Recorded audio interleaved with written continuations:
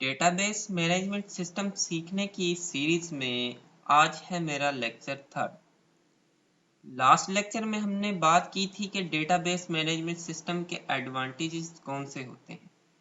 आज हम पढ़ेंगे कि डेटाबेस मैनेजमेंट सिस्टम में डेटा परसिस्टेंस क्या होता है। What is data persistence in DBMS? Database management system में परसिस्टेंस लफ्ज की मीनिंग क्या है?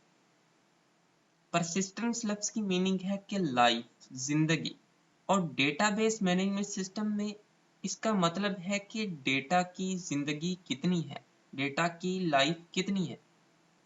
हम जब भी कोई प्रोग्राम बनाते हैं तो हम डेटा को मैनेज करते हैं। हम किसी पे कोई ऑपरेशन परफॉर्म कर रहे हैं तो हम डेटा को मैनेज करके उस पे ऑपरेशन परफॉर्म करते हैं। समटाइम क्या होता है कि हमें उस डेटा की दोबारा जरूरत पड़ जाती है जब हमारा प्रोग्राम एंड हो जाता है। अब सवाल ये उठता है कि जब हमारा प्रोग्राम एंड हो जाता है तो दोबारा उस डेटा की हमें जरूरत क्यों पड़ती है।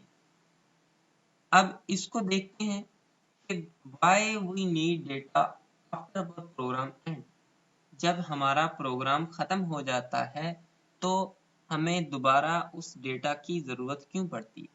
हमें उस डेटा की दोबारा ज़रूरत इसलिए पड़ती है कि सम टाइम ऐसा होता है कि हमने एक दफ़ा तो उस डेटा पे ऑपरेशन परफॉर्म कर लिया, लेकिन दूसरी दफ़ा भी हो सकता है उसी डेटा पे हमें कोई और ऑपरेशन परफॉर्म करना पड़े। सपोज करें कि ये 3 नंबर की एडिशन हो रही है, तो ये 3 नंबर्स की मल्टीप्लिकेशन हो रही है। हमें आगे जाके इन 3 नंबर्स की क्या पता डिवीजन करनी पड़ जाए, तो हम डेटा को लाइफ देंगे तो आगे जाके इस पे कोई और ऑपरेशन परफॉर्म हो सकता है, या ऐसे ही हम इस पे कोई ऑपरेशन परफॉर्म कर सकते हैं? नहीं, ऐसा नहीं हो सकता। हम इसको एक डायग्राम की शक्ल में समझने की कोशिश करते हैं। जब हम प्रोग्राम लिखते हैं तो क्या होता है कि उसको रैम में कुछ मेमोरी मिलती है। सपोज कर लें कि ये रैम है। अब रैम के अंदर प्रोग्राम को कुछ मेमोरी मिलेगी जितनी उसकी रिक्वायरमेंट है।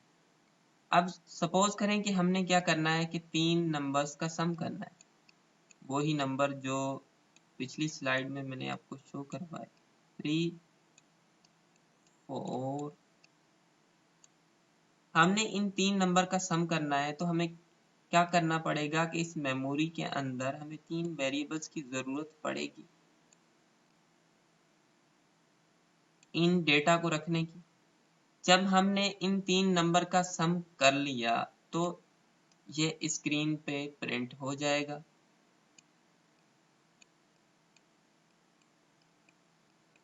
अब हमने इनका सम तो कर लिया, हमें जरूरत पड़ रही है कि इनको आपस में डिवाइड भी करें। तो अब हमने तो अपने प्रोग्राम को कर दिया एंड। जब हमने अपने प्रोग्राम को एंड किया तो जो प्रोग्राम की मेमोरी थी वो तो हो गई रिलीज, और प्रोग्राम की मेमोरी रिलीज होने से जो डेटा था वो भी यहाँ से गायब हो गया। अब हम क्या करें? तो इस चीज को समझने के लिए, ये तो 3 नंबर हैं, ये तो दोबारा भी यूजर एंटर कर सकता है, लेकिन अगर कोई डेटा बहुत ज्यादा बड़ा है तो हमें क्या करना पड़ेगा। तो अब इसको एक डायग्राम की शक्ल में दोबारा समझने की कोशिश करते हैं। सपोज करें कि ये है रैम, और हमने यूजर से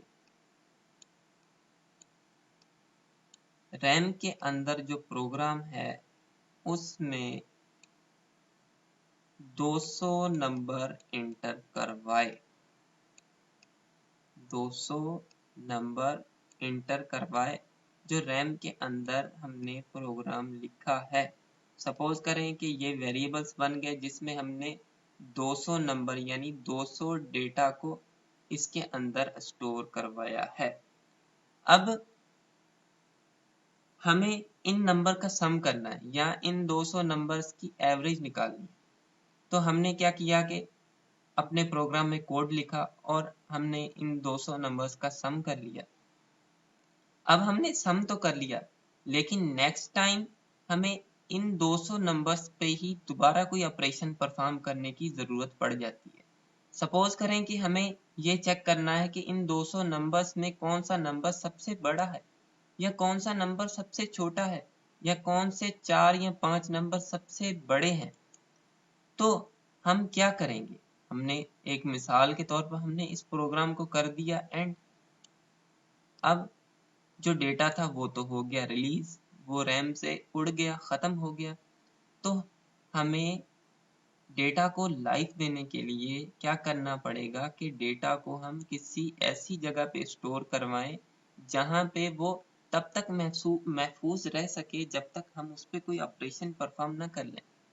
तो हम डेटा को क्या करेंगे कि सेकेंडरी मेमोरी में स्टोर करवाएंगे, फॉर एग्जांपल हार्ड डिस्क में। हमने जो इसके अंदर 200 नंबर इंटर किए थे उनको स्टोर करवा दिया हार्ड डिस्क में। अब याद रहे कि जब हम हार्ड डिस्क में डेटा को स्टोर करवाते हैं तो डेटा हमेशा एक फाइल की सूरत में स्टोर होता है। हमने इन 200 नंबर्स को इस हार्ड डिस्क के अंदर एक फाइल में स्टोर करवा दिया। अब भले हम इस प्रोग्राम को एंड कर दें, कोई मसला नहीं, क्योंकि हमने अपना डेटा महफूज कर लिया है हार्ड डिस्क में। जब हमें ज़रूरत पड़ेगी तो दोबारा हम ये डेटा अपने प्रोग्राम में लाकर इसको दोबारा यूज़ कर सकते हैं। ये है डेटा परसिस्टेंस यानी life of data. Life of data मतलब कि डेटा की ज़िंदगी।